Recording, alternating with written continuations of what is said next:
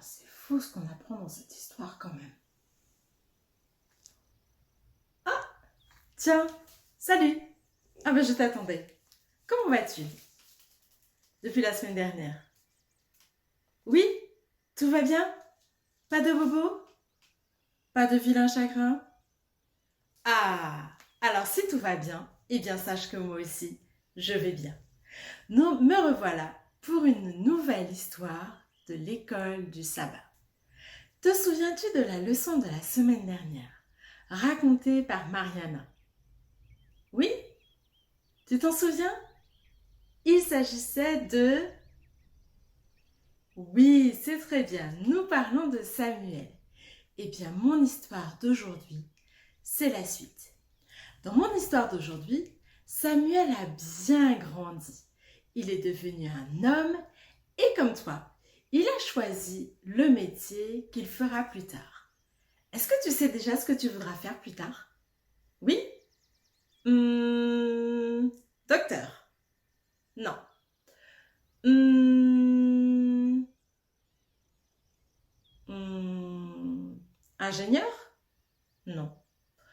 Hmm, architecte? Non plus?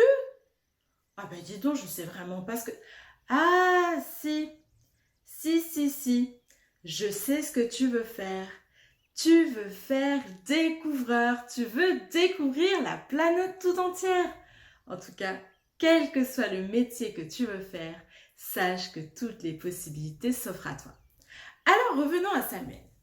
Samuel a bien grandi et comme avait prévu Anne, il a choisi de servir l'Éternel toute sa vie. Et alors qu'il servait l'Éternel, vois-tu, le peuple d'Israël, le peuple que Dieu avait choisi, a commencé à faire des bêtises. Et oui, il s'est détourné du Dieu d'Israël, du Dieu vivant, du Dieu tout-puissant, le Dieu que toi aussi tu sers aujourd'hui. Le peuple d'Israël s'est détourné de Dieu et aujourd'hui, il adore des idoles.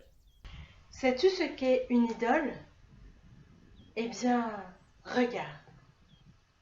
Tu vois cette petite statuette sur laquelle on a déposé des ornements, des bijoux.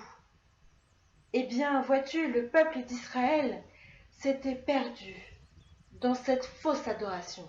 Ils avaient commencé à adorer cette idole. Ils lui apportaient des fruits, des légumes. Ils lui présentaient même une cruche pour pouvoir lui offrir de l'huile ou du vin, pensant que cette idole était leur Dieu.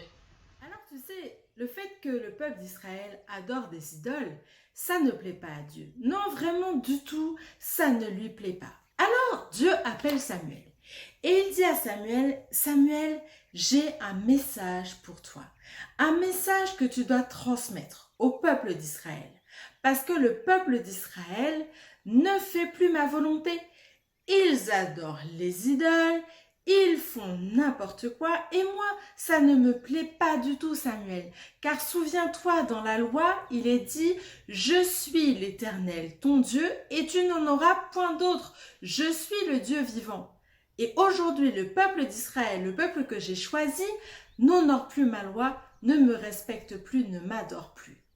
Alors voici ce que tu vas dire au peuple d'Israël. Tu vas leur demander de se repentir. Et oui, ils devaient se repentir parce que figure-toi que le peuple d'Israël avait un souci. Le peuple d'Israël avait pour pire ennemi les Philistins. Les Philistins passaient leur temps à venir embêter le peuple d'Israël, à leur faire la guerre et toutes sortes de vilaines choses.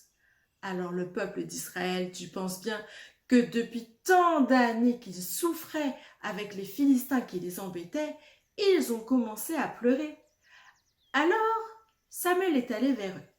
Et voici ce qu'il leur a dit. On peut trouver cette citation, ce passage, dans le chapitre 7 du premier livre de Samuel et au verset 3. Voici ce qu'il est dit. Si c'est de tout votre cœur que vous revenez à l'Éternel, débarrassez-vous de toutes vos idoles, Tournez vos cœurs vers l'Éternel et adorez-le lui seul, et il vous délivrera de la main des Philistins. Waouh! Ça, c'est un message puissant, un message de délivrance, un message d'espoir, un message où on peut comprendre que si on se débarrasse des idoles et qu'on revient à Dieu, eh bien terminé. Plus d'embêtements, plus de guerre, plus de soucis, nous serons libres. Alors, d'après toi, que va faire le peuple d'Israël? Oui, il se débarrasse de ses idoles. Le peuple d'Israël écoute la parole de Dieu et il se débarrasse de toutes leurs idoles. Alors lorsque Samuel voit ça, Samuel invite le peuple et il dit au peuple, venez, nous allons nous reconsacrer à l'Éternel. C'est-à-dire que nous allons à nouveau lui faire confiance et lui donner toute notre vie et toute notre adoration. Parce que oui, Dieu est le Dieu vivant. Alors, le peuple d'Israël va avec Samuel à Mitzpah. Et à Mitzpah, Samuel se met à prier pour le peuple. Et pendant que Samuel prie pour le peuple, un jeune homme affolé arrive en criant « Samuel, Samuel, vite, prie l'Éternel notre Dieu pour nous, car les Philistins arrivent, ils vont nous mettre en pièces, ils vont nous massacrer, ils vont à nouveau nous faire la guerre. » Alors Samuel, très calme, prie encore plus fort l'Éternel. Et tu sais quoi? Tout d'un coup, le tonnerre s'est mis à gronder si fort que le peuple philistin a eu peur. Il pensait que c'était Baal qui s'était énervé contre eux parce qu'ils faisaient n'importe quoi. Et oui, pour eux, Baal était le dieu de la pluie et du tonnerre. Alors lorsqu'ils entendaient le tonnerre, ils pensaient que c'était Baal. Mais non, c'était bien le Dieu vivant qui se manifestait, qui montrait encore une fois que le peuple d'Israël était le peuple qu'il protégeait. Alors lorsqu'Israël a vu que les Philistins partaient avec leurs jambes à leur cou, ils se sont mis à chanter des louanges, des chants de joie. On en entendait partout. Eh bien, tu sais, Samuel n'a pas pu rester insensible à tout cela. Il a pris une pierre et il l'a posée sur la route de Mitzpah, de façon à ce que toutes les personnes qui passeraient par là puissent dire qu'en ce jour, l'Éternel a sauvé le peuple d'Israël. Eh bien, vois-tu, Samuel avait choisi de servir l'Éternel toute sa vie. Et c'est ce qu'il a fait.